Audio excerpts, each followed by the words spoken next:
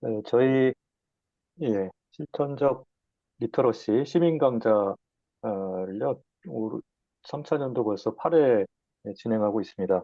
오늘은 전북대학교 교육학과 박규용 교수님을 모시고요. 포스트 휴먼 리터러시란 무엇인가에 관해서 강연을 듣도록 하겠습니다.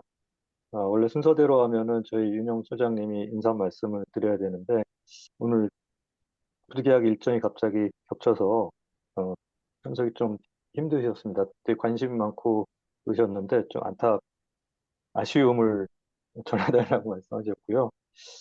그러면 오늘 되게 또 저희 강연 자료 보니까는 분량이 꽤 많더라고요. 그래서 어, 그러면 바로 교수님 모시고 강연을 시작하도록 하겠습니다. 네, 교수님 모시겠습니다. 예, 안녕하세요. 반갑습니다. 전북대학교 교육학과에서 가르치고 공부하고 있는 박효홍입니다. 오늘 이 귀중한 자리에 초대해 주셔서 영광으로 생각하고요. 한 시간 정도 남짓 시간, 주어진 시간 동안 제가 공부하고 있는 주제 중에서 포스트 휴먼 리터러시라는 내용에 대해서 같이 얘기 나눠보도록 하겠습니다. 어, 포스트 휴먼 리터러시라고 하는 것을 이해하기 위해서는 일단 포스트 휴머니즘에 대해서 좀 이해를 해야 할 필요가 있겠고요. 자, 리터러시니까 뭔가 이제 학습과도 또 관련이 있겠죠. 그래서 학습, 포스트 휴먼 학습, 그다음 포스트 휴먼 학습과 관련된 이론들, 그리고 마지막으로 포스트 휴먼 리터러시에 대해서 어, 좀 PPT 분량이 좀 많습니다만 간략하게 설명하면서 넘어가도록 하겠습니다. 일단 그 제 배경을 간단히 말씀을 드리면 저는 교육학을 가르치고 있고요. 학교에서는 이제 교육 과정을 그 분야를 담당하고 있습니다. 그런데 교육 과정하고 포스트 휴머니즘이나 요즘에 인공지능 AI 융합 교육 쪽하고는 그렇게 관련성이 높지는 않은데 제가 석사부터 박사까지는 주로 사실 언어 발달, 그다음에 뭐 언어학 그리고 뭐 언어 교육 뭐 이런 쪽에 사실은 관심을 가지고 뭐 논문이나 연구를 했었습니다. 근데 이제 교육학과에 속해 있다 보니까 교육 과정에서 잡을 잡게 된 거고요. 그래서 박사 과정을 공부할 때부터 언어학에 관심 있다 보니까 이제 언어와 철학, 그다음에 심리학, 그다음에 그게 연결돼서 2000년대 초반쯤에 그때 그 인지과학이라고 하는 분야가 연구도 되고 대학원도 설립되고 이랬던 것 같습니다. 그래서 자연스럽게 인지과학에 대한 관심을 가졌고 인지과학이라는 게 결국 이제 인공지능이 인간과 같이 사고할 수 있는가, 그리고 인간의 사고를 대표적으로 보여주는 게 언어라고 하는 그 도구인데, 수단이자 도구인데 그 인간의 언어와 뭐 기계의 언어는 어떻게 다른가, 뭐 이런 논의들이 많이 있었던 때죠. 그래서 이제 그때 관심을 가지고 개인적으로 공부를 하다가 뭐 전공이나 학위로는 못했고요. 그러다 이제 교육학을 공부하면서 그냥 넘어갔고, 근데 약 이제 2015년, 16년부터 알파고 그런 사건이 있었고, 그러면서 인공지능이나 이런 부분들이 사회적으로 다시 부각이 되면서 제가 다시 교육학에서 교육 과정보다는 이제 원래 관심 있었던 이 분야를 다시 공부를 하게 됐습니다. 자, 그 공부를 하다 보니까 이제 그 인지과학도 그렇고 포스트 휴머니즘은 철학적으로는 여기 이제 철학을 전공하신 교수님도 계시지만 사실 이렇게 오래된 그 어떤 철학적 기조는 아닙니다. 포스트 휴머니즘이니까. 근데 인지과학을 그다음에 인공지능을 이해하기 위해서는 이 포스트 휴머니즘이라고 하는 철학을 이해하는 게 굉장히 중요한 것 같습니다. 저도 약간 인문사회학에 속해 있다 보니까 제가 학교에서는 AI 융합교육 분야를 대학원 뭐 교사 교육 담당하고 있고 관련해서 뭐 논문도 쓰고 있긴 한데 사실은 컴퓨터 공학이나 뭐 프로그래밍 이런 쪽은 거의 잘 모른다라고 봐도 될 것 같아요. 그래서 인지과학이나 이런 철학적 이런 입장들에 대한 그 배경을 가지고 이제 학생들을 가리키고 있습니다. 그래서 저도 나름대로 조금 한계점을 느끼는데 제가 말씀드리고 싶은 부분은 언어학과 인지과학 그다음에 약간 철학적인 배경을 가지고 공부를 하고 있다. 자, 그런 의미에서 이제 포스트 휴머니즘을 저도 이해를 하고 있습니다. 자, 포스트 휴머니즘을 간단하게 말씀을 드리면 이제 휴머니즘이라는 게 기존에 있었던 우리가 인간을 중요시하는 그런 인간 중심주의적 세계관이죠.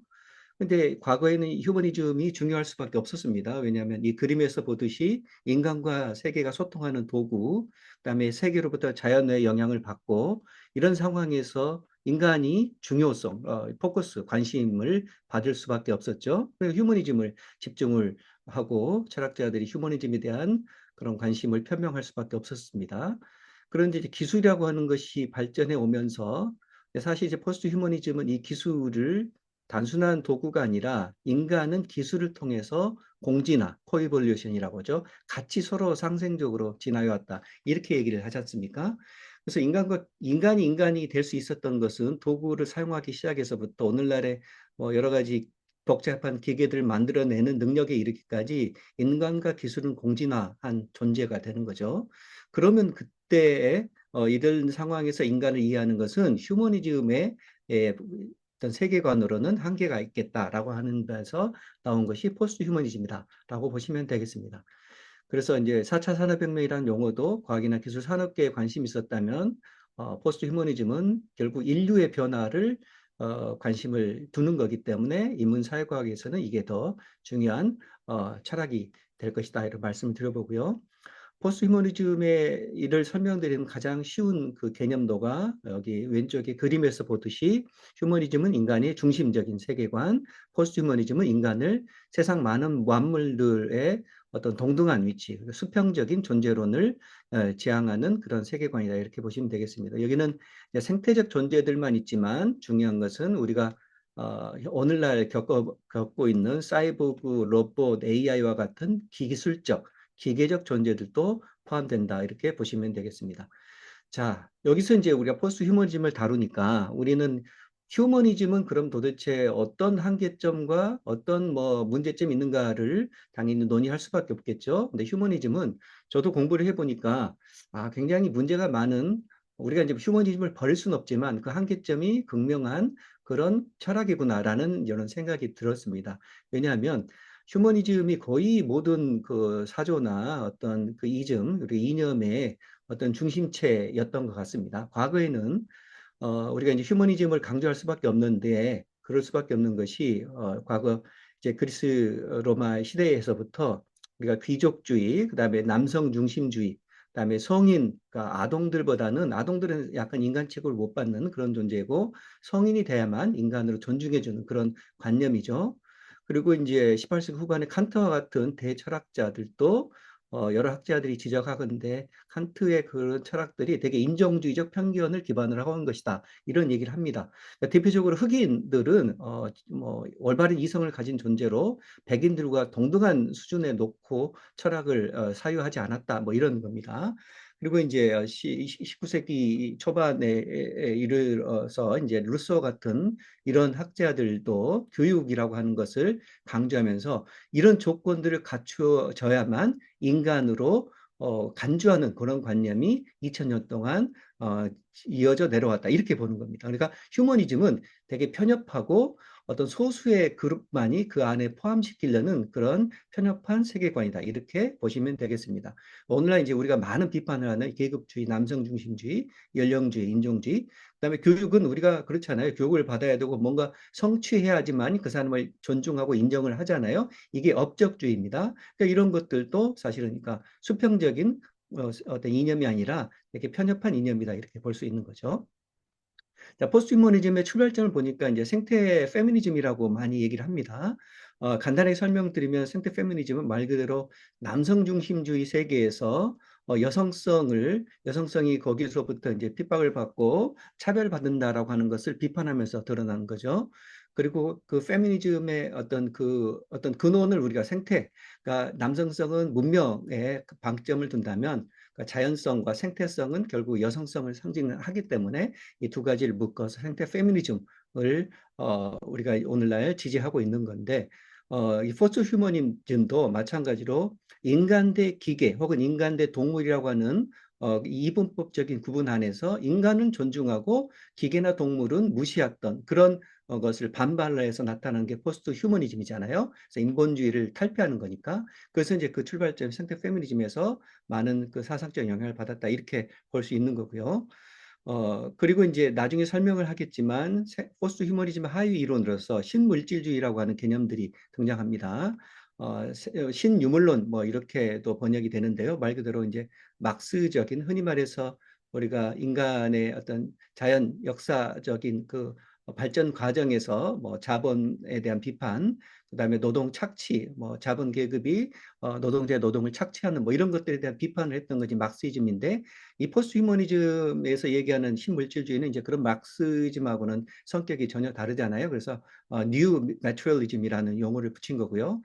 어, 그래서 물질주의라는 것을 강조하는 이유는 여기 나오지만 정신과 신체를 구별했던 그런 이분법을 이제 인정하지 않겠다라는 겁니다. 그래서 신물질주의는 이론론입니다. 이론론.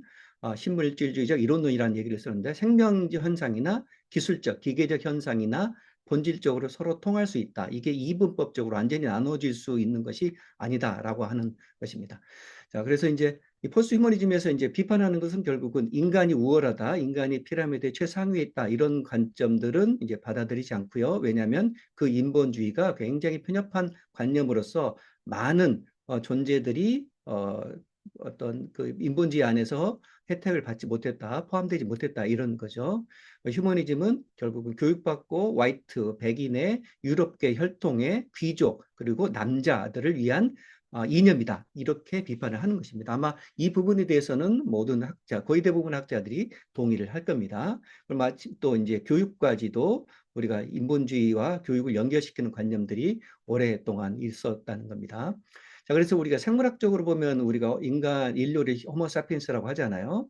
그래서 저나 여기 모든 분들이 호모사피엔스라고 하는 것은 약간 뭐 과학적으로 생물학적으로 사실적인 개념이라면, 우리가 지금 다루고자 하는 더 휴먼리스 혹은 휴먼이라고 하는 개념은 그런 뭐 과학적이고 객관적인 표현이 아니라는 겁니다. 우리가 휴먼은 말 그대로 어떤 특정한 조건을 갖춘 사람들에게 휴먼리스를 부여하면서 그 사람들은 존중하고 그렇지 못한 사람들과 차별화하는 그런 관념이다. 그러니까 우리는 인본주의는 이런 역사적인 그 토대나 어떤 근본적인 이념적으로 굉장히 제한적인 관점을 해서 이해되어 왔다. 그러니까 이제 앞으로는 휴먼의 개념에 너무 얽매이지 말자, 이런 얘기를 하는 겁니다.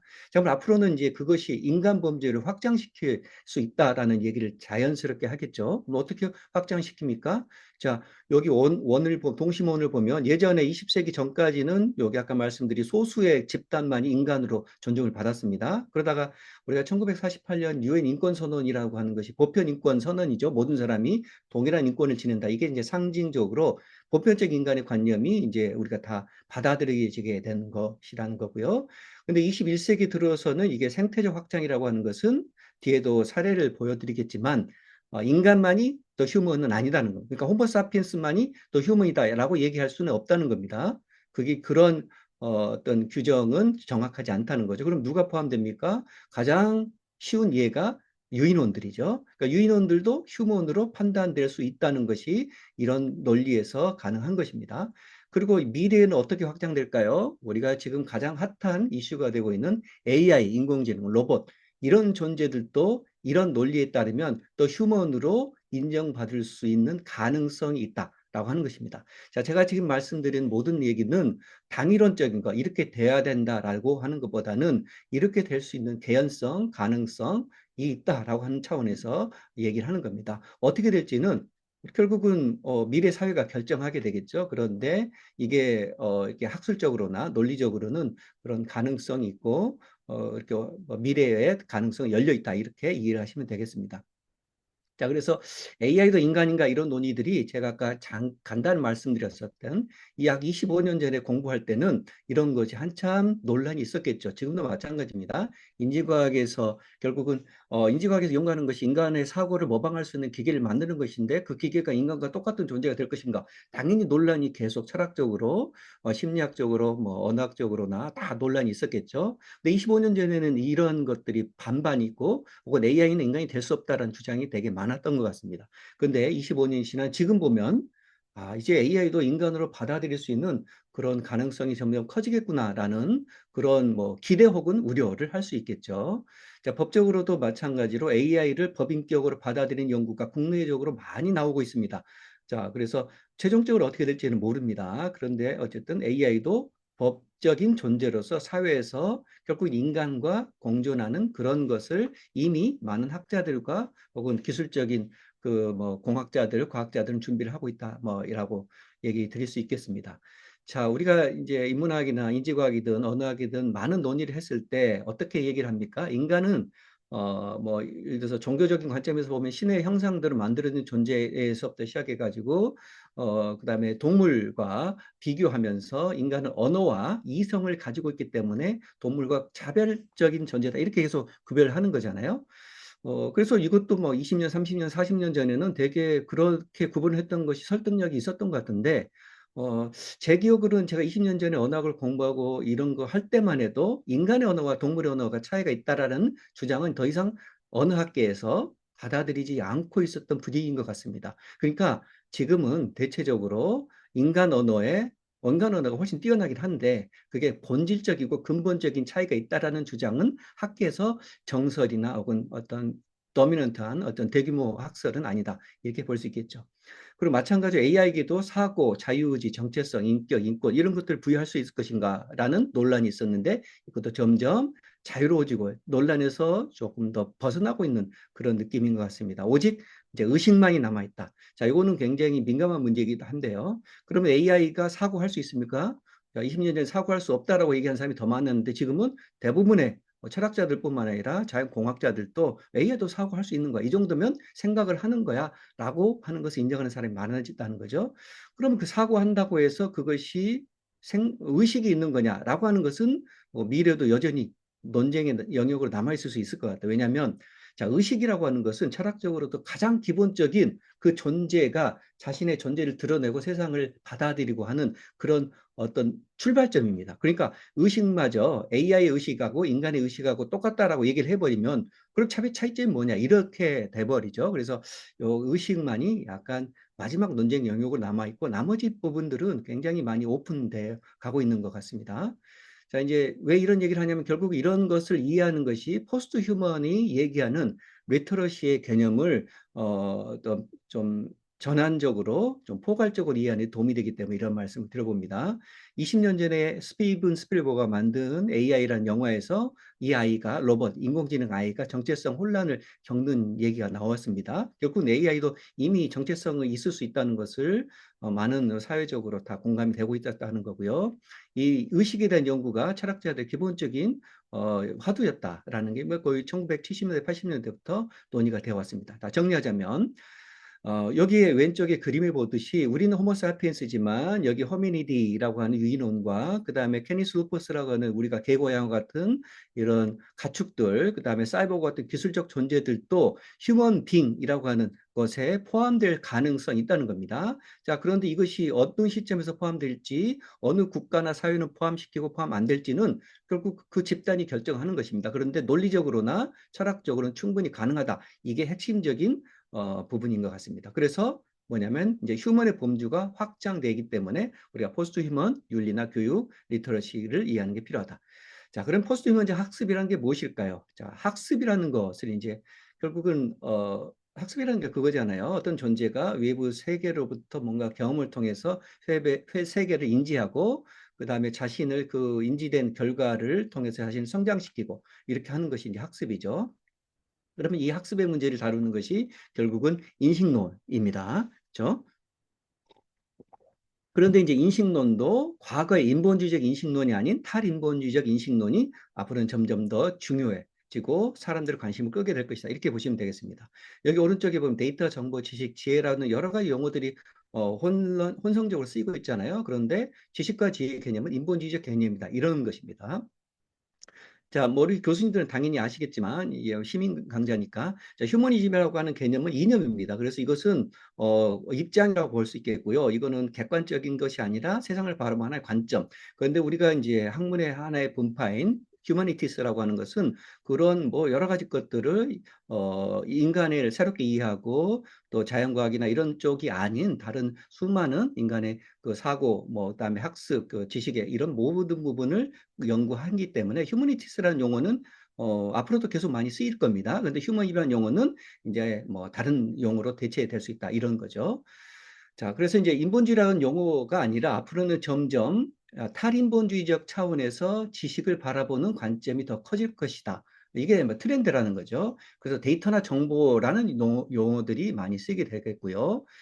인간이 학습의 결과를 우리가 지식이라고 얘기한다면 컴퓨터가 학습한 결과는 지식이라고 얘기할 수가 없겠죠. 정보가 되는 것입니다. 그리고 정보가 만들어지는 것은 결국은 학습의 데이터를 많이 쌓여서 정보가 만들어진 거죠. 그래서 이게 우리는 앞으로는 컴퓨터도 그렇고 포스트 휴먼 사회에서는 정보가 어떻게 지식이 되는가, 정보가 어떻게 우리한테 쓰여지는가 이런 것들에 대한 논의가 더 활발해지겠죠.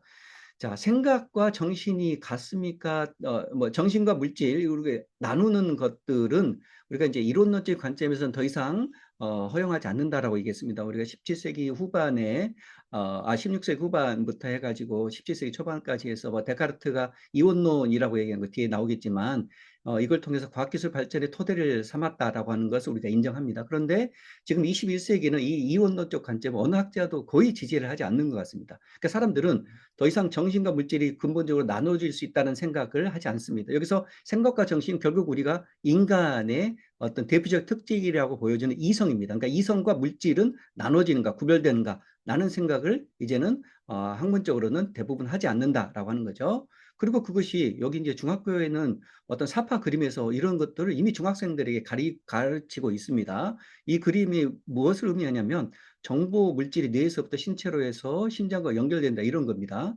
그러니까 정보 뇌에서 처리되는 이 정보가 심장의 신호로 연결되는 것은 정신적인 내용들이 신체적인 신호로 연결된다라고 하는 것을 이제는 거의 중학교에서 상식적으로 다뤄진다라고 하는 것입니다. 이 부분들을 우리가 이제 앞으로 신물질주의에서 다루는 새로운 그 인식론적 관점 그리고 AI가 뭔가 정보를 수집해서 자기의 지식을 만드는 것이 인간과 근본적으로 다르다라는 얘기를 이제는 이 포스트 휴머니즘의 관점에서는 하기가 어렵다. 이렇게 보시면 되겠습니다. 그래서 지식과 데이터 정보를 어떻게 구별할 것인가, 정치적 학습, 시적 학습을 구별할 것인가.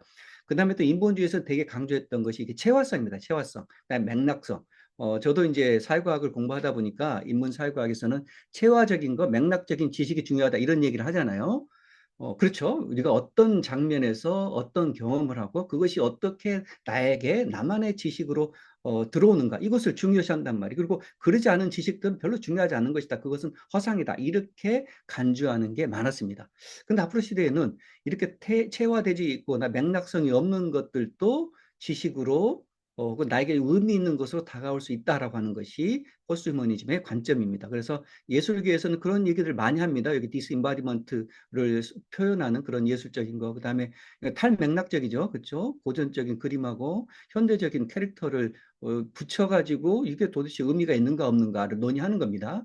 과거의 관점에서는 의미가 없잖아요. 말도 안 되는 어떤 그림 장난이죠. 그런데 이게 의미가 있죠. 여기서 이 그림을 통해서 하고 싶은 얘기가 있을 거고, 이게 어떤 이 그림이 나타내는 바가 있을 거고 하는 거죠. 그러니까 이런 탈맥락적인 어떤 데이터에 대해서도 의미가 있을 수 있다라고 하는 것을 받아들일 필요가 있겠다라고 하는 것입니다.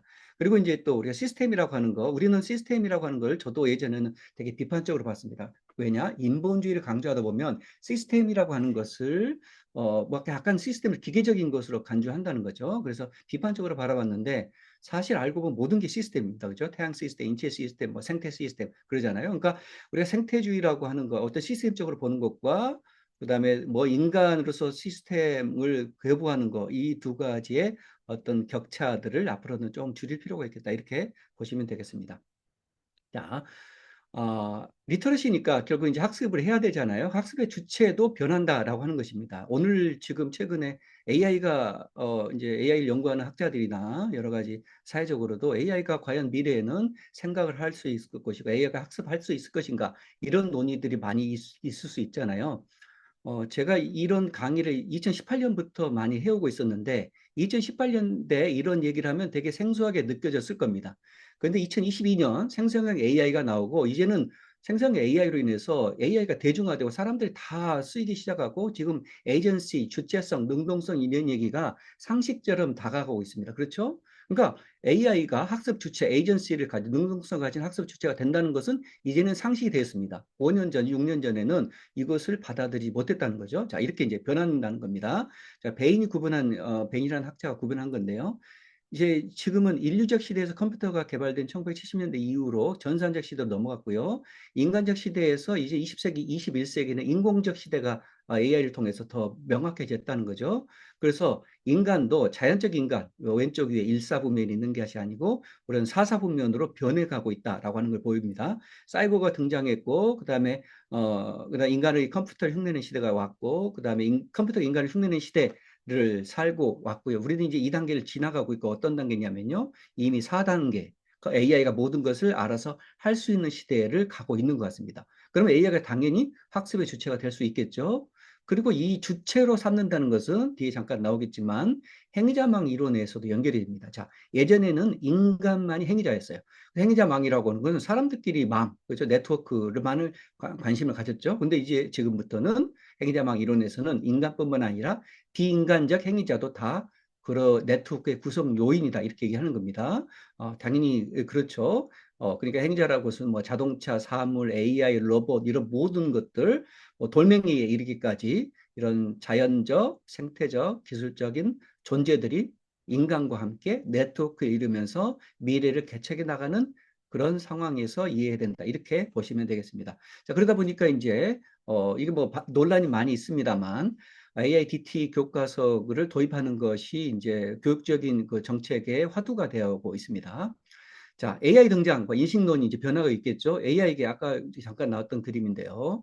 자, 이걸 보시면 제가 예전에 벌써 한 20년 가까이 됐는데, 이 인공지능 의식이나 이런 것들을 공부하면서 제가 직접 그렸던 그림인데, 제 이론은 아니고, 여기 스미스라는 학자가 얘기했던 것을 제가 논문에서 실었던 그림입니다. 보시면 의식에 또 네 가지 수준이 있다는 겁니다. 자, 왜냐하면, 제가 왜 이런 설명을 드리냐면, AI의 의식은 인간의 의식 수준과 근본적으로 다르고 같아질 수 없다. 라고 주장하는 학자들이 당연히 있겠죠. 그런데 포스트 휴머니즘 관점도 그렇고 약간 저도 그렇고 저도 이제 약간 철학적 입장에서 뭐 단정 지을 수는 없습니다. 근데 약간 좀 오픈된 마인드에서 이런 걸 공부를 하고 있습니다.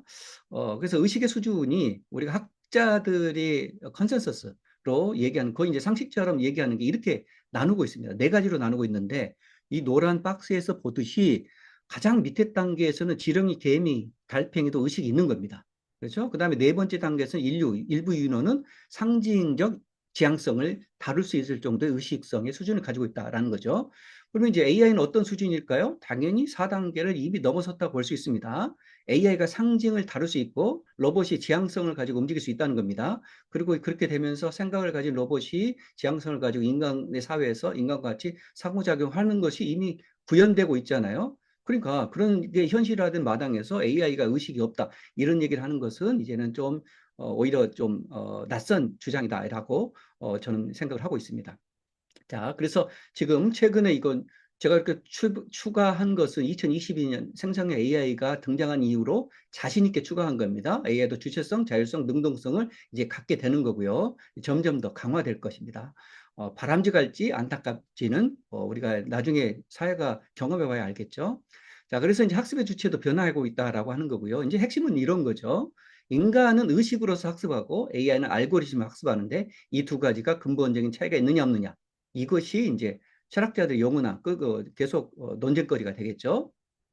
자, 뭐 이것을 이제 제가 약간 뭐 시민 강자의 차원에서 한다면 시간이 없어서 간단하게 말씀을 드린다면 우리가 튜링 테스트를 하고도 그렇고, 이렇게 차이니스 룸의 가설을 통해서 AI가 진짜 생각하는가에 대한 많은 학자들의 논란이 있었습니다.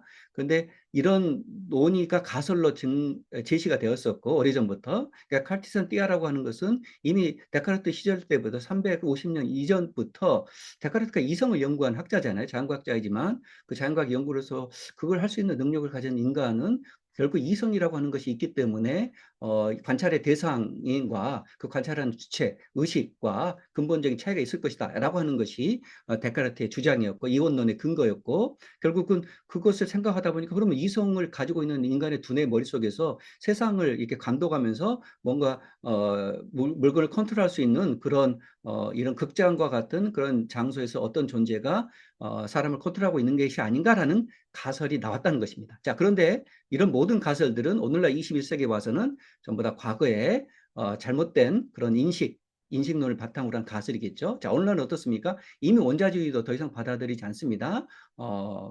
지금 이렇게 네트워크, 그다음에 우리가 뉴런 신경망처럼 얽혀 있고, 이 안에서 어떤 신호가 생성되고, 이 안에서 구조가 있는 것인지, 자, 구조주의라고 하는 것도 간단하게 설명드리면, 요 왼쪽 밑에 보시면, 이게 20세기에는 우리가 자연의 원리를 나 자연의 뭐 어떤 기본적인 그 섭리를 판단하는 데 있어서 뭔가 이런 구조가 있을 것이다라는 것을 연구했던 시점입니다.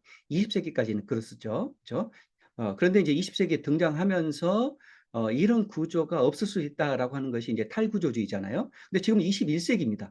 탈구조에서는 이게 어떻게 그러면 구조가 아니라 구조에서 벗어나서 생각하자라는 얘기를 한 건데, 근데 그 구조에서 벗어난 게 무엇인가를 21세기까지는 설명을 할 수가 없었습니다. 근데 우리는 점점 설명이 가능해진 거죠. 왜냐? 과학기술 발달로. 그리고 우리의 이제 관점이 넓어지는 겁니다. 그것이 바로 이런 여러 가지 인탱글먼트라는 개념, 양자역학에서 얘기하는 거, 서로 얽혀 있다는 거고, 브리콜라주, 뭐 서로 이제 뭐 섞여 있고, 뭐 구조가 명확하지는 않지만 어쨌든 서로 관계를 맺고 있고, 이런 것을 통해서 인간의 의식도 설명하고, 인간의 신체 작용도 설명하고, 자연과학적 현상도 설명하고 있다. 그러니까 지금은 이제 연결주의 시대다. 근데 포스트 휴머니즘은 연결주의와 밀접하게 관련이 있다. 이렇게 보시면 되겠습니다. 기술적으로 많이 진보가 되겠죠. 이건 자세하게 설명 안 드리겠습니다. 자, 이런 기술적 진보들이 포스트휴먼적 학습의 도구가 된다는 것입니다. 포스트휴먼적 학습의 도구가 된다.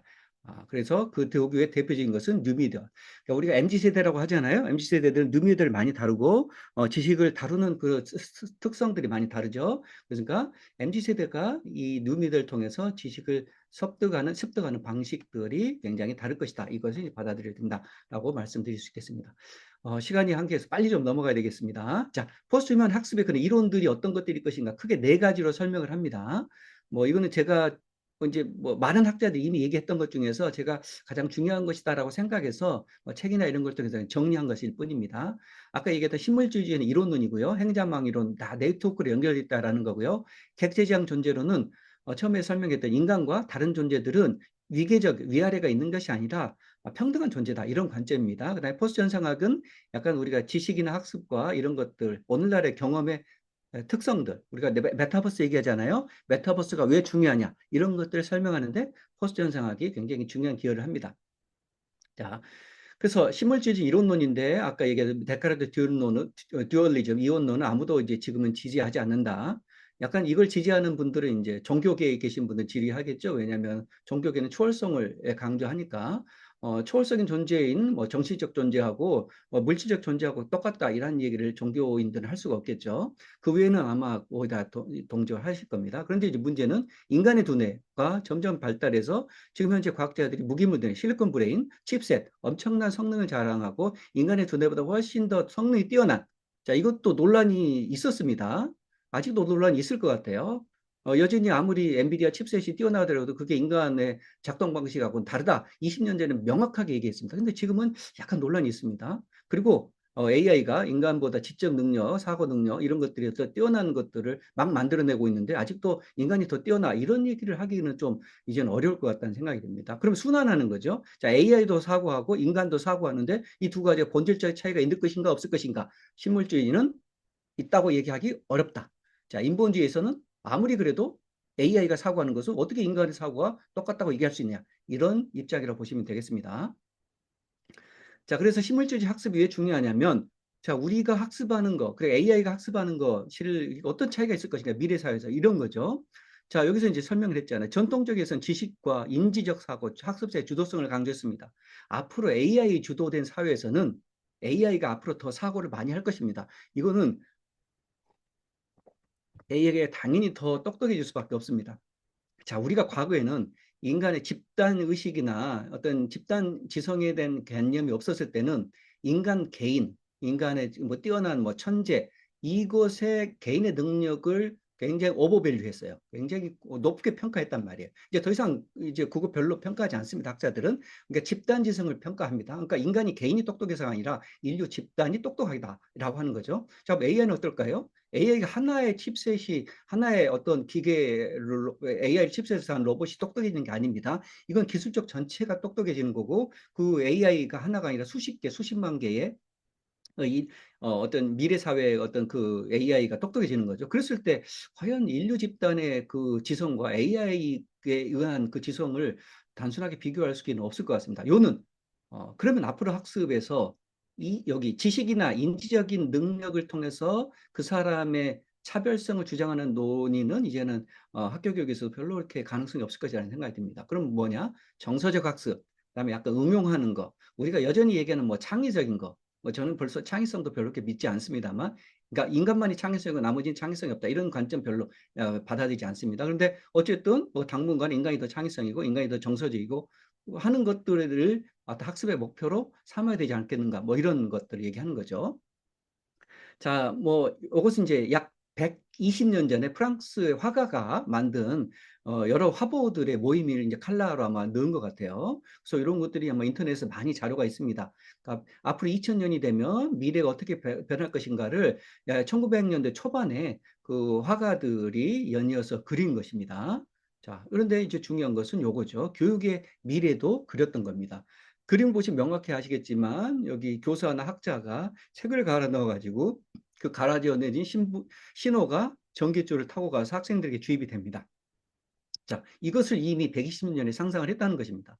자, 이게 뭘 의미할까요? 자, 책에 있는 지식은 물질적인 건가요?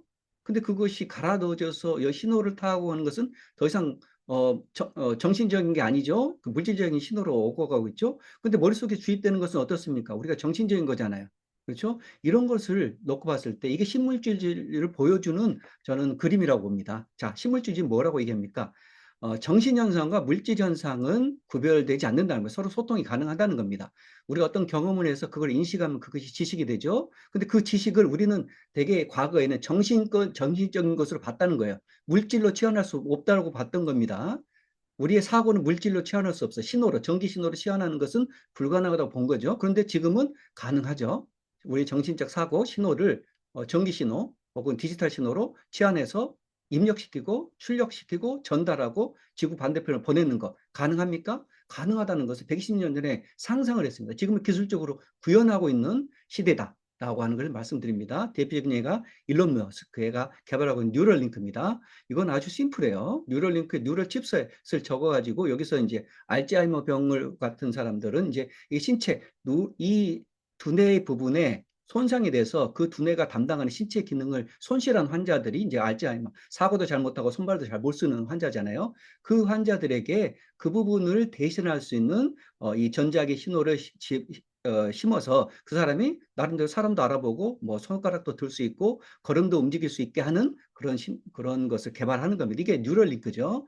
이게 초창기에는 정신적인 것을 통해서 우리가 신체적인 걸 통해서 인간의 두뇌를 대체하는 작업을 합니다만 이게 뉴럴링크 개발 과정을 보시면 처음엔 신체입니다. 두 번째는 어디 단계로 가냐면요. 어, 감정입니다. 감정. 그렇죠? 여기 보시면 정신질환의 문제에서 정신질환에서 뭘 다룹니까? 우리가 여러 가지 그 약물이 필요한 정신병 환자들에게 약물을 통해서 치료를 하잖아요. 그 약물을 통해서 정신병을 치료할 수 있다? 그러면 약물을 대시할 수 있는 뉴런의 신호를 통해서 정신병을 치료할 수 있다는 얘기도 나오는 겁니다. 이게 바람직할지 아닐지 모르겠습니다만 기술적으로 이것을 향해서 방향이 기술이 개발되고 있다는 것입니다. 그 다음에 이게 두 번째, 인간의 정서를 대신한다는 겁니다. 어떻습니까? 우리가 너무 우울합니다. 그러면 뉴런 칩셋에서 즐거운 마음을 심어서 그 사람이 즐거움을 가질 수 있도록 한다는 겁니다. 기술적으로 가능한 방식으로 만들어가는 겁니다. 그게 자연스러운 인간이 아니겠죠, 당연히. 그리고 마지막에는 여기 보세요. 마지막 목표는 사람의 뇌와 컴퓨터를 결합한다. 이건 뭐냐면 사람의 생각, 지식을 신호로 대체하는 그런 연구를 한다는 것입니다. 이건 제가 만든 것이 아니고 뉴럴링크 이런 것들을 뭐 여러 가지 검색해 보면 그냥 나오는 기본적으로 잘 알려진 내용입니다. 자, 그러니까 결국은 이 뉴런 칩셋을 통해서 인공지능이 목표하는 바는 인간의 지적인 영역, 지식의 영역까지를 기계를 통해서 혹은 인공지능을 통해서 대체할 수 있는 방향으로 나아가고 있다라는 것이 뭐 약간 기술적 트렌드라고 하는 거고요. 요것을 뭐 약간 지금 시간이 급해서 그냥 설명을 못드리고 넘어가겠습니다. 이것도 뭐냐면 이게 생성 인공지능을 이게 굉장히 큰 어떤 전환적인 그 뭐랄까 엑셀러레이터 뭐랄까 이 기술의 박차 그다음에 사람들 인공지능에 대한 인식의 전환을 가져온 것이라고 봅니다. 그냥 이거 너무 중요해서 설명을 드리자면 지금 현재 기술은요, 2023년 5월에 나왔던 기술입니다. 예전에는 여기 MRI로 사람들의 뇌를 찍어가지고 뇌에서 자극을 주고 그 자극을 통해서 예를 들어서 빨간 사과를 보면 빨간 사과라고 생각하잖아요. 그럼 빨간 것을 처리하는 것, 사과라고 하는 것을 처리하는 뇌의 분위가 액티베이션, 활성화됩니다. 혈류가 증가해요. 그래서 아, 이쪽 부분이 빨간색과 사과라고 하는 그 정보를 처리하구나라는 것을 알았던 겁니다. 그런데 생성의 인공지능이 발달된 다음에 개발된 다음에 이것을 갖다가 이 MRI 촬영 기술을 적용을 한 겁니다. 그럼 뭘 적용하냐면 환자한테 이 그림만 보여주는 겁니다. 그림만 보여주고 환자는 생각만 합니다. 생각만. 그냥 어떤 소녀가 놀라고 있네, 넘어졌네 이렇게 생각만 하는 거예요. 그 생각을 읽어가지고 컴퓨터가 텍스트로 만들어주는 건답니다. 이거는 엄청난 기술적인 발전입니다. 그렇죠? 그러니까 결국은 AI가 우리가 연결만 된다면 내가 말을 하지 않고도 행동을 취하지 않고도 내가 생각하는 것을 읽어서 텍스트로 전환해 줄 수 있다라고 하는 것입니다. 자, 물론 이것이 정확성이 얼마나 있을까요? 자, 초창기는 정확성이 높지 않겠죠. 그런데 점점 정확해질 겁니다. 사실 생성인공지능을 아마 들어보시면 아시겠지만 그 모든 것들은 확률입니다. 확률. 생성인공지능이 인간의 언어를 학습해가지고 인간은 이런 말을 한 다음에 그 다음에 어떤 말을 할까요라는 것을 엄청나게 많은 데이터를 학습해서 그 다음에 그거 나올 내 얘기를 확률적으로 예측을 하는 겁니다. 90% 정도만 예측해도 이야, 이 사람 이 인공지능 내가 원하는 것을 이렇게 잘 알아주네 이렇게 얘기를 하는 겁니다. 그리고 누구나 다 확률적인 존재입니다. 그래서 거의 되게 비슷하게 확률적으로 그다음에 관습적으로 그다음에 자기가 익숙한 방향으로 행동을 한다는 게 뭐 인간이라는 존재라는 거죠. 그러니까 그런 인간을 예측하고 인간이 원하는 걸 들어주는 게 인공지능 해주는 것은 그다지 어렵지 않다라는 것을 말씀드립니다. 자, 그래서 이것도 이제 다른 예니까 그냥 넘어가도록 하겠고요. 자, 객체지향 조절은 아까 말씀드렸듯이 중요한 것은 인간과 기계나 이런 그 기술, 생태적 존재들은 수평적인 존재다. 자, 학교 안에서도 교사와 학생들이 지식을 주고받았잖아요. 앞으로는 자, 교사의 지식은 당연히 한계가 있을 수밖에 없습니다. 교사는 어떤 역할을 하냐면 AI가 수많은 컴퓨터에서 자료를 검색해서 학생들 AI를 통해서 학습하고 교사는 학생들 일일이 케어하고 학생들이 정서적으로 보조해주고 그리고 학생들이 상담해주고 약간 평가를 질적 평가를 해주고 그런 역할을 하는 방향으로 갈 겁니다. 왜냐하면 교사가 갖고 있는 지식하고 우리 인터넷이 갖고 있는 지식하고는 비교 자체가 불가능하죠. 그리고 교사가 할 수 있는 자식의 지식을 학생들에 전달할 방식은 되게 뻔합니다. 말로 하든가 PPT로 하든가예요. 근데 이 인터넷은 엄청나게 다양한 방법들을 통해서 지식을 전달해 주잖아요. 그러니까 교사와 학생들의 관계성도 급격하게 변할 수밖에 없겠다라고 하는 것이고요. 그러다 보니까 우리는 지금까지 교육에 있어서 자기주도성이 강조했어요. 왜냐? 왜 그렇습니까? 학생들이 지금까지 자기주도성이 없었기 때문에 강조하는 것뿐이에요. 딱 거기까지입니다. 앞으로는요, 자기주도성은 별로 뭐 중요하겠죠. 30% 40%. 그런데 자기주도성 모든 것을 설명할 수가 없습니다. 그것이 바로 행자망 이론이 강조하는 바입니다. 우리는 무엇에 의해서 활동합니까? 이미 활동을 많이 하는 사람, 효율적으로 생산적으로 일을 많이 하는 사람일수록 도구나 매체나 스마트폰이나 이런 것들 많이 의존합니다. 그렇죠? 컴퓨터, 자료 다 의존하죠. 자기 주도성을 이런 기술적 매체들, 도구들, 환경들에게 많이 내주는 겁니다. 이게 중요합니다. 자기 주도성은 한 30%만 있으면 되고 나머지 환경적 요소들, 도구를 잘 이용하는 것이 그 사람의 능력이다. 이렇게 볼 수 있겠습니다. 자, 그리고 자, 도구와 내용은 같다라고 하는 것이 이미 60년 전에 맥루한이 얘기했던 거죠. 예전에는 내용, 지식이 따로 있고요. 그 지식을 담는 도구가 따로 있는 겁니다. 이걸 분리해서 생각했어요. 그런데 벌써 이게 커뮤니케이션 이론 대학자인 맥면은 도구가 그만큼 중요하다는 거예요.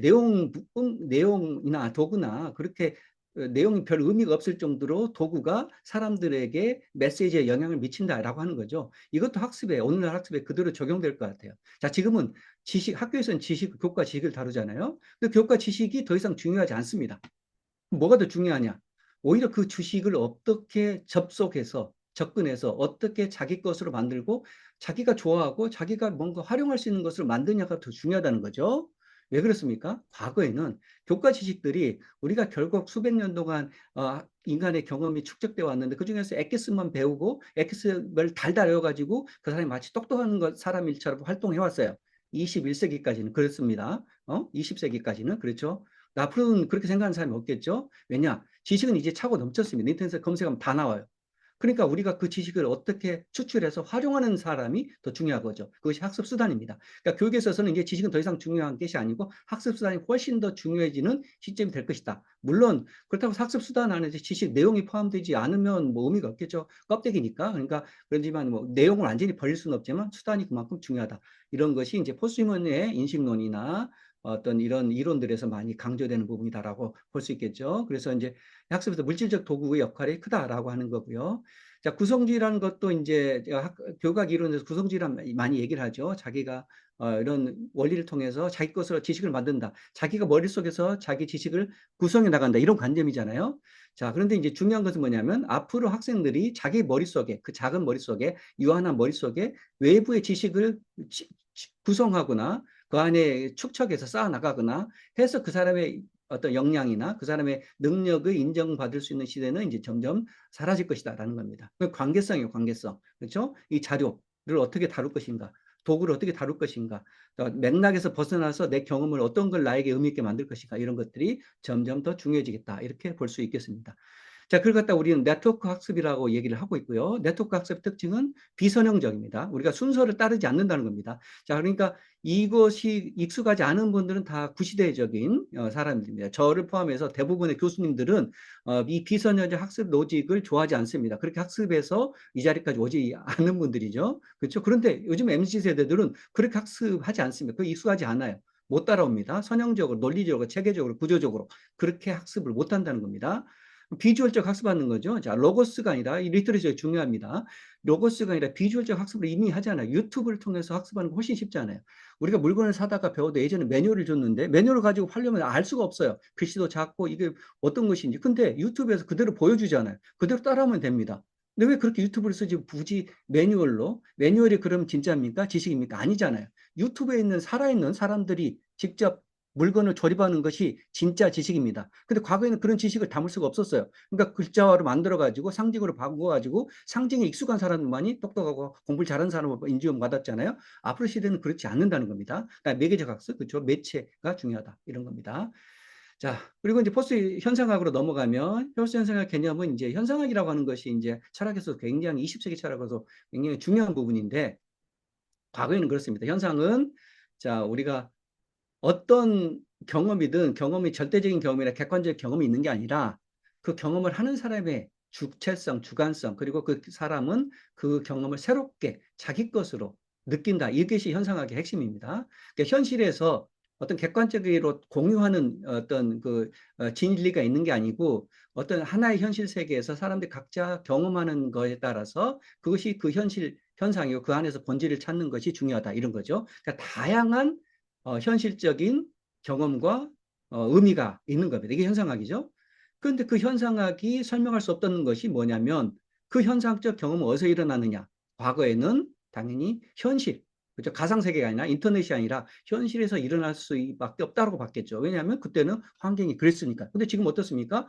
인터넷, 메타버스, 가상세계 온라인에서 경험이 일어나고 있죠. 그리고 경험은 진짜입니까? 아닙니까? 온라인, 지금 우리가 온라인으로 얘기하고 있잖아요. 이 경험은 의미가 있습니까? 없습니까? 당연히 의미가 있습니다. 뭐만 달라집니까? 매체, 미디엄은 달라지는 겁니다. 그러니까 이걸 설명하려면 포스트 현상학이라는 게 필요하고, 현실이냐 가상, 가상은 가짜가 아니라 현실, 가상은 현장이 현실의 연장이다. 이렇게 설명하는 것이 포스트 현상학 이렇게 보시면 되겠습니다. 제가 만든 그림인데요. 우리는 이미 이 멀티미디어, 멀티버스의 시대로 들어간 거죠. 그리고 퀀텀 시스템을 통해서 물리학에서는 뭐 다중이주론이 어떻고 쌍둥이 뭐 별이 어떻고 이런 걸 설명합니다. 그건 우리가 물리학자들이 하는 일이라고 치고 현실 세계에서는 우리는 어떻습니까? 메타버스를 통해서 온라인을 통해서 비대면을 통해서 이거를 경험하고 있습니다. 그랬을 때 그 경험이 의미가 있다는 거죠. 자, 과거 세대에게는 이것이 부정적인 세계입니다. 그런데 MZ세대, 신세대에게는 이게 의미 있는 세대가 될 수밖에 없습니다. 왜냐하면 그 MZ세대들이 경험하는 방식이 우리하고는 다르기 때문이에요. 그러니까 이 안에서 어떤 일이 일어날지는 우리가 외면하고 무시할 것이 아니라 이 안에서 어떤 일이 일어나는지 이 학생들이 어떤 좋은 경험을 해야 되는지 우리가 관심을 가져야 되겠다. 이렇게 볼 수 있겠습니다. 자, 이건 뭐 같은 얘기고요. 그래서 중요한 것은 이 가상 경험에 있어서도 의미 있는 것이 일어날 수 있다는 거죠. 가상 경험에서 학습하게 되면 자, 그럼 학습이 안 이루어진다고 봤겠죠? 그런데 어떻습니까? 아까 얘기했잖아요. 물질성 얘기했잖아요. 신물질주의. 그 가상 공간에서 일어난 학습의 결과물도 누적돼서 컴퓨터에 다운로드 되고 가상 메타버스에서 내가 뭐 하루에 10시간씩 한 달 동안 학습했으면 그 학습 결과가 다운로드 되고 내가 현실 세계에서도 그거를 내 머릿속에 뭐 다운로드 받을 컴퓨터에 다운로드된 것을 내 머릿속에 받을 가능성, 기술적 가능성도 있다는 겁니다. 저는 그것을 바람직하다고 생각하지는 않습니다. 그런데 기술자들은 그런 미래를 향해서 연구 개발을 하고 있습니다. 자, 그래서 이 지식의 형태도 이렇게 바뀌고 있죠. 직접 경험의 시대가 아니라 메타버스 이렇게 시대로 넘어갔고요. 자, 그럼 피드포워드라고 하는 것이 이제 우리가 피드백이라고 하는 것이 강조되어 왔기 때문에 이걸 제가 설명을 드리고 있습니다. 우리는 피드백만 강조했어요. 왜 그러냐면 피드백이 되게 인본주의적, 이성중심주의적 학습의 원리들로 이루어졌습니다. 여기 나오지 않아요? 피드백. 재세기 민주적사 단계적, 뭐 어떤 체계적, 논리적, 이것이 인본주의 학습의 논리였어요. 근데 아까 말씀드렸듯이 MZ세대는 이게 익숙하지 않는다 그랬죠? 피드포워드를 한다는 겁니다. 피드포워드 누가 하냐면 동물이 하는 겁니다. 동물이 이미 피드포워드를 하고 있어요. 인간도 해요. 그런데 인지, 이성적 학습이 그걸 다 눌러놨다는 겁니다. 그다음에 기계도 학습합니다. 그렇죠? 오른쪽에서 운전하는 얘는 이게 시속 100km로 달려가는 자동차는 이 먼 밑에서 일어난 일을 안전하게 운전하기 위해서는 멀리 발생되는 사건들을 정보를 받아들여서 미리 예측 대응을 해야 됩니다. 이게 feed forward 전향 먹이입니다. 그러니까 인간도 하잖아요. 기계도 당연히 하고 자율주행차는 이미 그걸 하고 있는 겁니다. 인간도 해야 되고요. 그러니까 피드 포워드적인 원리도 우리가 학습에 적용하자 이런 겁니다. 그런데 피드 포워드적 원리는 뭐냐? 직관적이고 감각적이고 동시적 활동들로 이루어졌다. 그동안 이성 중심의 활동에서 반대했던 것들로 이루어졌다. 이렇게 볼 수 있겠습니다. 자, 그리고 뉴미디어 여러 가지 뭐 중요하다는 거 말씀드렸고요. 그 다음에 리터러시가 아니라 지금은 센시티비티, 감각성. 자, 리터러시, 여기 지금 포스트맨 리터러시 핵심은 문자나 이성으로 전환된, 상징화된, 그러니까 문자의 형태 혹은 숫자의 형태로 상징화된 지식만을 학습하는 게 아니라 감각적인 정보를 다 다룰 수 있는 지식을 통해서 학습할 수 있는 게 포스트휴먼적 리터러시다라는 거죠. 그러니까 이런 감각성을 잘 다룰 수 있는 사람들은 포스트휴먼적 리터러시가 뛰어난 겁니다. 그걸 할 수 있는 어떤 매개가 뭡니까? 종이책이 아니라 아까 잠깐 소개해드린 디지털 교과서라는 겁니다. 그래서 디지털 교과서는 미래의 방향일 수밖에 없겠다. 물론 그걸 잘 쓰느냐 못 쓰느냐는 이제 우리의 과제가 되겠죠. 그다음에 하이퍼텍스트가 인터넷의 기본 원리잖아요. 자, 구조지, 지식의 구조 없습니다. 제가 이게 제 전공이에요. 저는 교과학으로서 인식론을 다룬 사람으로서 지식의 구조, 그것은 그냥 인간이 20세기에 만든 거예요. 구조주의가 유행했던 시대에 뭔가를 자꾸 구조화 시키려고 해서 만든 것입니다. 그리고 이제 나중에 그러니까 세계의 구조가 없으면 인간의 사고의 구조가 있는가 싶어서 자꾸 사고 구조를 이게 20세기 이론들이 만들어낸 거예요. 근데 실제로는 구조가 없는 거예요. 뭐 어떻습니까? 다 네트워크, 뉴런에 그러니까 눈에 보이지 않는 엄청나게 복잡한 네트워크망으로 있는 겁니다. 구조가 없고 네트워크가 복잡하게 있는 겁니다. 그렇죠? 그걸 가시적으로 표현하기 어렵습니다. 그러니까 결국은 그게 본질이라는 거예요. 인간의 두뇌의 본질이고 자연 세계의 본질이고 컴퓨터망의 본질이라는 겁니다. 그리고 우리가 딥러닝 하는 방식의 본질이에요. 그렇죠? 그러니까 이 정보를 탐색해 나가는 방법도 인터넷 처음에 나왔던 하이퍼텍스트적 방법을 따라가는 것이 오히려 자연스러울 수 있다. 그런데 우리가 왜 자꾸 이성, 그다음에 구조 이걸 강조합니까? 왜냐하면 우리가 2000년 동안 그것을 중심으로 인간성을 성립해 왔고 그 인재상을 수립해 왔고 그것이 뛰어난 사람에게 유리한 사회가 구성되어 있기 때문에 그렇습니다. 만약 여전히 그런 사회가 중요하다면 그런 인재를 키우면 됩니다. 그런데 그게 동의하지 않으신다면 이런 것들이 이제 입장을 바꾸는 것이다라고 보시면 되겠습니다. 자, 그래서 포스트휴먼 리터러시는 결국 다중 리터러시. 자, 이게 이제 월드 이코노미 포럼에서 2020년에 얘기한 겁니다. 앞으로는 체화된 학습이 있잖아요. 신체적 감각적으로 몸으로 느끼는 학습. 핵심은 뭡니까? 정신적 학습과 신체적 학습이 분리가 되지 않는다. 이게 핵심입니다. 다중 리터러시 이미 지금 뭐 리터 뭐 예죠 LMM이 나타나기 전에 또 이런 얘기를 했었잖아요. 다양식성의 시대다. 그러니까 AI도 이제는 인간과 언어로만 소통하는 것이 아니라 시각, 촉각, 후각, 미각, 그다음에 이런 걸로 다 다양하게 해석할 수 있게끔 하는 것이 기술적으로 이제 구현이 되고 있잖아요. 그런 시대라고 보시면 되겠고요. 자, 포스트 휴머니즘 리터러시 정리하는 것입니다. 자, 언어 기반 왼쪽이 휴머니즘 리터러시고요. 오른쪽이 탈물질적 포스트 휴머니즘 리터러시입니다. 지금까지 다 설명했던 겁니다. 미디어, 인공지능이 중요하고 그다음에 물질성이 중요하고 정신과 신체 구별할 수 없고 신체에서 들어오는 감각의 통들, 시각, 청각, 촉각 이런 것들을 통해서 정보를 습득하는 거 중요하기 때문에 이거를 잘 훈련하고 그 리터러시를 잘 갖춘 사람이 미래의 인재가 된다. 그리고 여기서 창의성이 나온다라고 하는 것은 되게 논리학자들이 가장 기본적으로 얘기하는 것입니다. 자, 그러니까 논리, 언어, 숫자를 통해서 창의성이 제한되어 있습니다. 제가 시간이 없어서 말씀을 드렸는데, 근데 이 감각적인 걸 통해서 창의성이 더 많다라고 하는 학자들이 많이 있잖아요. 자, 그걸 말씀드리고요. 이거는 그냥 넘어가겠습니다. 자, 그래서 지금은 포스트 휴머니즘의 시대이고 21세기고 이 시대의 방향은 탈인본주의다라는 거고요. 미래 이제 아까 이제 정리하자면 동물도 인간이 될 수 있고 그다음에 그 인간의 범주가 AI로 넘어가는 거고요. 실제로 이 오랑우탄은 인간으로 판정된 것입니다. 아르헨티나 대법원에서 인격죄로 판정됐습니다. 실제 사례가 생겼다는 것은 충분히 가능한 거고 이게 선도적인 국가에서는 이걸 하고 있다는 겁니다. 자, 그리고 그것은 이제 그 국가에서 받아들이냐 아니냐에 따라 다르겠죠. 근데 대법원에서 나름대로 받아들였다는 것은 이게 뭐 헌법 정신이나 여러 가지 차원에서 충분히 받아들일 만하다라고 하는 거겠죠. 물론 모든 유인원들이나 오랑우탄이 인간으로 인정되지 않겠죠. 그렇죠? 그것은 이제 인간이 결정하는 주도권을 갖고 있어서 그렇습니다. 자, 인간과 도구의 공진화 아까 말씀드렸고요. 우리가 AI를 두려워하잖아요. 저는 AI의 두려움보다는 인간에 대한 두려움이 훨씬 큽니다. 그렇죠? AI는 우리를 한 번도 해한 적이 없어요. 근데 인간은 지금까지 수천 년 동안 역사 동안에 수많은 욕심 많고 파괴적이고 어떤 그런 그 권력 지향적인 인간들이 다른 인간들을 제외해 왔잖아요. 그리고 그 지배 구조가 깨지면 모르겠는데 안 깨지지 않는 한 그 AI를 그런 집단들이 활용하게 되겠죠. 그럼 그 우리가 두려워할 것은 AI 자체보다는 그것을 뒤에서 조종하는 인간 집단을 두려워하는 게 너무 논리적이고 상식적인 얘기겠죠. 그래서 AI에 대해 두려워하는 것보다는 우리가 갖고 있는 인본주의적 한계, 그다음에 인류 집단이 갖고 있는 이 불평등한 문제, 부정의 문제 이런 것들을 논의할 필요가 있겠다. 그리고 물론 AI를 도구로 인해서 그런 것들이 더 심화되는 것을 우리가 견제해야 되겠죠. 자, 그래서 포스트 휴머니즘에서는 우리가 트랜스 휴머니즘과 포스트 휴머니즘하고 좀 다르게 생각할 필요가 있을 것 같습니다. 트랜스 휴머니즘들은 기술 만능주의자들이에요. 저도 트랜스 휴머니즘은 지지하지 않습니다.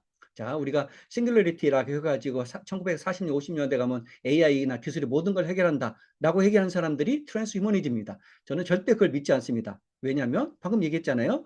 그 기술이 사용하는 인간이 비도덕적이고 그 안에 엄청난 그 어떤 권력의 불평등의 문제, 부정의의 문제가 있는데 어떻게 기술이 발전된다고 해서 모든 문제가 해결되겠습니까? 그러지 않겠죠.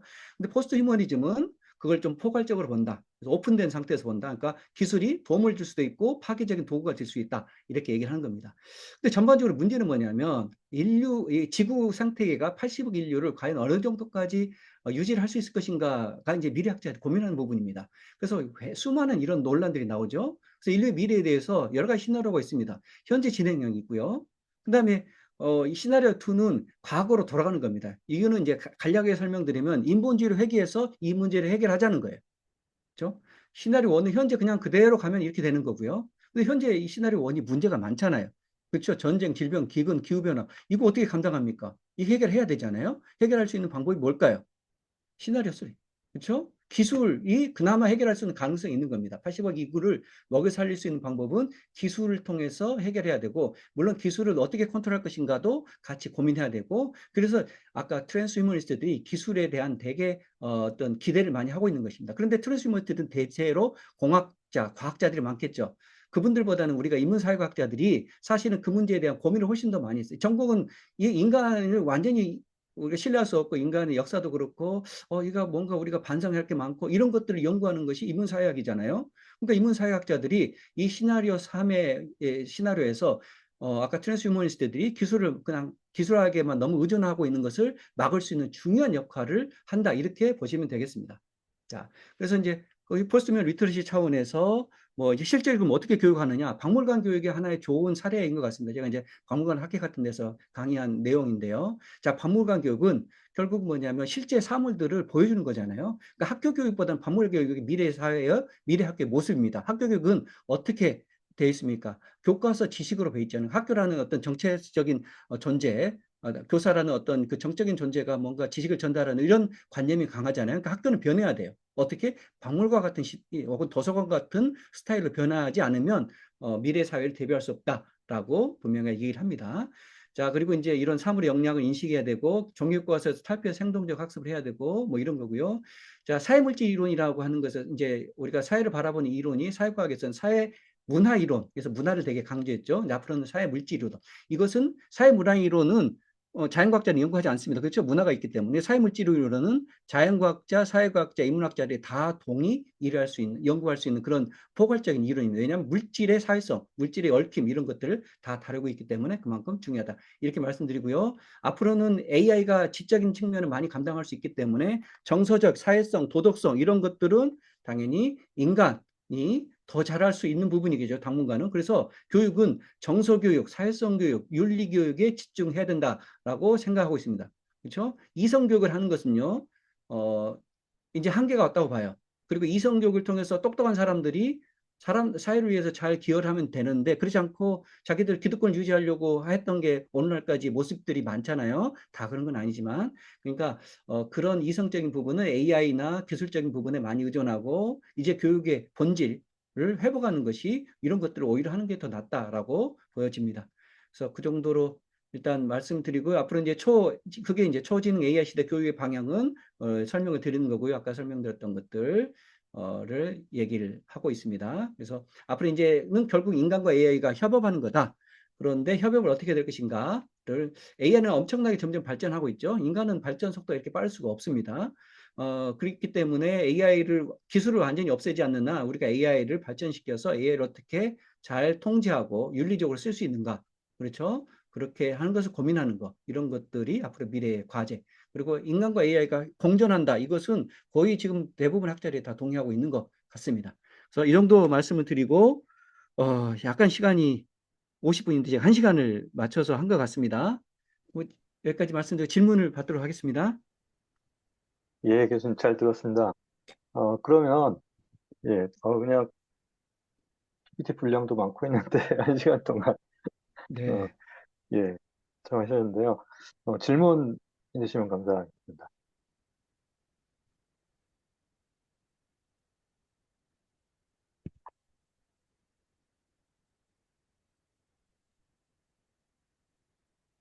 네, 너무 강의가 많은 생각과 좀 이렇게 성찰을 할 수 있는 되게 좋은 시간이었던 것 같아요. 네, 네.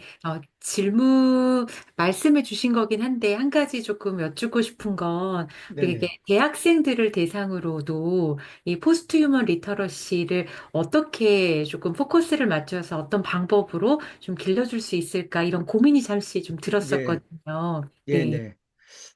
대학 교육은 이제 아직까지는 되게 전공별로 많이 나눠져 있고, 그런데 이제 대학들마다 다르겠지만 그것이 이미 그러니까 이과계, 자연과학 계통에서는 전공별이 거의 다 융합화가 되어 있습니다. 융합화 되지 않는 전공들이 살아남기 어려울 정도로 급속하게 융합화 되어 가고 있는 것 같아요. 그렇죠? 그런데 이제 사회과학이나 인문학 쪽은 그 융합의 속도를 따라가지 못하는 것 같고, 그럼 사회과학이나 인문과학도 그런 융합의 속도를 따라가서 해야 되느냐라는 것에 대한 많은 또 이제 교수님들의 저항이나 이런 것도 있을 것 같습니다. 자, 그런데 이제 아까 이제 잠깐 말씀드렸지만 대학에서 학문을 분류를 했던 방식들은 20세기 중반에 나온 거고, 그 자연과학의 것은 이제 예를 들어서 이 데카르트의 17세기, 18세기, 19세기 300년 동안 발전하면서 자연과학의 분류가 일어났는데, 사실 사회과학은 거의 20세기에 분류가 된 거지 않습니까? 그러니까 이제 그 분류된 것은 자연과학에서 엄청나게 시대 변화에 따라서 변화가 되는데, 아까 인문사회과학은 그 변화가 좀 느린 것 같은데, 앞으로는 그 변화 방향을 따라가는 것이 저는 방향성이 맞다라고 보고요. 그러니까 전공은 나름대로 어쨌든 융합적인 방식으로 전공의 교과나 전공의 구분들을 하는 방식으로 포스트 휴먼 리터러시를 하다 보면 될 것 같고, 그 전공보다는 이제 더 포스트 휴먼 리터러시에 적용될 수 있는 부분이 이제 교양이잖아요. 그렇죠? 그러니까 교양 부분에서 우리가 이제 다양한 그 과목들을 설정해서 우리가 이제 예를 들어서 네, 적용을 하고 있는 것 같아요. 예를 들어서 언어학에서도 인문사회에서 언어학이 하나가 있다면, 그다음에 언어학이 있고, 그다음에 어떻습니까? 외국어 교육 이런 게 있잖아요. 외국어 교육 같은 경우도 되게 요즘에 저도 이제 이렇게 분위기를 보면은 영어 교육 뭐 다른 주요 언어 교육들이 되게 힘이 약해지는 것 같잖아요. 그렇죠? 외국 교육이 AI의 등장으로 인해서 이게 과연 필요할 것인가, 과연 우리가 외국어 전문가를 어느 정도 양성해야 될 것인가에 대한 그런 개념들이 많이 좀 바뀌는 것 같아요. 그러면 이제 그것을 대신할 수 있는 그러니까 모국어 능력, 그다음에 외국어 능력, 이 하나의 중요한 리터러시인데 세상을 이해하고 소통하는 방식인데 그것의 전통적인 방식이었다면 그것을 어느 정도 내려놓는 대신에 포스트 휴먼적 리터러시로 어떤 것들을 도입해야 될 것인가 이런 것들 이제 고민을 해야 될 것 같아요. 근데 이제 이게 뭐 어떻게 한다라고 이제 단편적으로 말씀드리는 것보다는 이 포스트 휴먼적 리터러시가 지향하는 그 방향성, 그다음에 거기에 필요한 어떤 그 경험들, 그다음에 그 능력들, 뭐 이런 역량들 이런 것들을 좀 재구조해 나가면서 대학에서 그런 과목들을 새롭게 만들어 나가고 저도 이제 교육과정에 있다 보니까 대학 교육과정 뭐 전공 교육과정 개정 그다음에 그 교양 교육과정 개정에 대한 프로젝트를 이렇게 가끔씩 옆에서 지켜보거든요. 제가 하기도 했고 그러면 대부분의 대학들이 서울에 있는 주요 대학들 외에는 그 대학들은 이제 서바이벌이 가능하니까 그냥 있는 것 같고 대부분의 대학들이 다 바꾸려고 합니다. 왜냐하면 그래야지만이 뭔가 이렇게 선제적 대응도 되고 또 대학의 분위기도 바꾸고 해서 그래서 교양교육과정도 많이 바꾸고요. 그래서 새로운 과목들을 대학 교육에 접목시키고 그 과목을 통해서 학생들이 그걸 익숙에 하나씩 하나씩 배워나가는 그런 방식으로 하지 않을까 싶습니다. 대학생들에게서는. 답변 감사합니다, 네네. 교수님. 네네.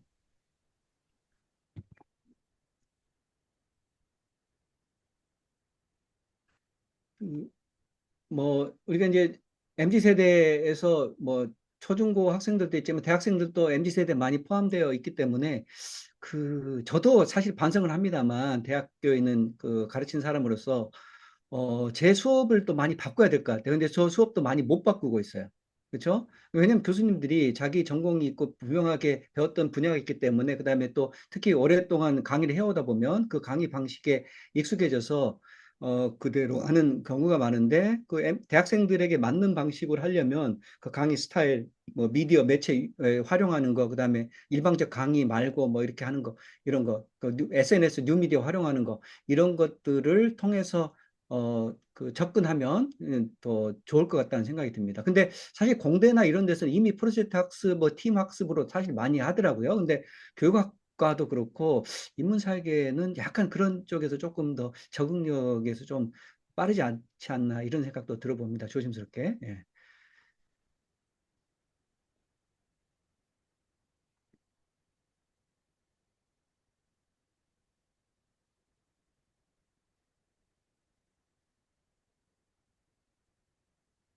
근데 혹시 예, 또, 예, 예, 다른 질문 없으실까요? 교수님, 이제 앞으로 이 교실이나 이 네, 강의실 풍경이 어떻게 바뀔 것 같습니까? 한참 얘기 듣다 보니까 예, 학습이나 교육의 개념도 그야말로 저야말로 예, 구호 미디어적인 사고를 맞습니다. 예, 예, 학습을 예, 해와서 네, 상상이 네, 잘 안 되거든요.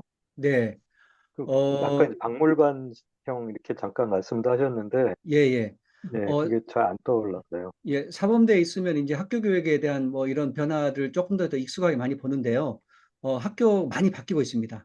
그래서 이제 대표적으로 교육학에서는 공간 연구를 많이 하거든요. 공간 연구. 예전에 사람 연구만 했잖아요. 근데 공간 연구를 한다는 것은 결국은 환경을 연구하는 겁니다. 그래서 이게 가로형 그 교실 식탁, 그다음에 뭐 이렇게 사각형 그런 교실 뭐 이런 것들보다는 도서관형, 여기 첨단 도서관형 있잖아요. 그다음에 어쨌든 학교 환경이나 물리적 환경, 그다음에 가상 환경, 그다음에 여러 가지 그 사물들에 대한 배치 이런 것들이 어떻게 영향을 미치는가 이런 연구를 많이 하고 서울시 교육청이나 이렇게 선도적인 교육청일수록 그런 변화들을 많이 도입을 하고 있습니다. 근데 이제 돈이 많이 드니까 공간 시설 바꾸는 건 돈이 많이 드니까 단계적으로 하는 것 같은데요. 그런데 이것도 이제 약간 여기는 이제 교육학이나 선생님들이 안 계셔서 제가 약간 조심스럽긴 한데 교육학이 제일 보수적이에요. 그리고 이렇게 AI 융합교육 하면은 제일 사실 사회는 엄청나게 변화하고 있는데 교육학에서나 교사들이나 학교 교육에서는 그 변화에 되게 부정적인 관점이 많습니다. 근데 너무 당연해요. 왜냐하면 교육이 마지막 보루인 거예요. 그리고 어린 학생을 다루고 있고 학생들의 습관도 해야 되고 또 미래를 대비해야 되고. 그러니까 다른 분야, 뭐 경제나 뭐 공학이나 이런 것은 그냥 트렌드에 맞게끔 가면 되는데 교육은 뭔가 방향도 올바로 설정해야 되고 그렇다고 인간적인 거를 완전히 버릴 수도 없고 그렇다고 미래의 어떤 방향 인재를 대비해야 될지 AI 인재가 인재인지 아니면 전통적인 그런 논리적인 사고를 할 수 있는 사람이 인재인지 이것도 정해지지 않았잖아요. 그러니까 굉장히 조심스럽죠. 그래서 요는 이제 학교 현장이나 교사들이나 이런 분들이 이 부분에 대해서는 되게 우려의 목소리가 많은데 어쨌든 전반적인 분위기는 AI 융합 교육도 그렇고 공간 연구도 그렇고 어떤 환경의 변화도 그렇고 많은 변화를 도입하는 쪽으로 가고 있는 것 같습니다. 그렇죠? 예. 네, 감사합니다. 어, 예, 또 다른 질문 있으실까요? 예, 되게 많은 분량을 또 숨가쁘게 강의를 해주셔서요. 아이고, 어, 예, 예, 저희가 많이 또 배우고 또, 또 다소 낯선 용어였습니다. 포스트 휴먼 리터러시라는 용어에 대해서 또 생각해 볼 수 있고 또 뭐, 의식이나 우리 기존에 생각해 왔던 그런 모델들에 대해서 다시 한번 생각해 볼 수 있는 기회가 됐던 것 같습니다. 네. 또 AI 시대를 또 살아가야 되는 우리들한테 좀 필요한 내용이 아닐까 싶기도 하고요.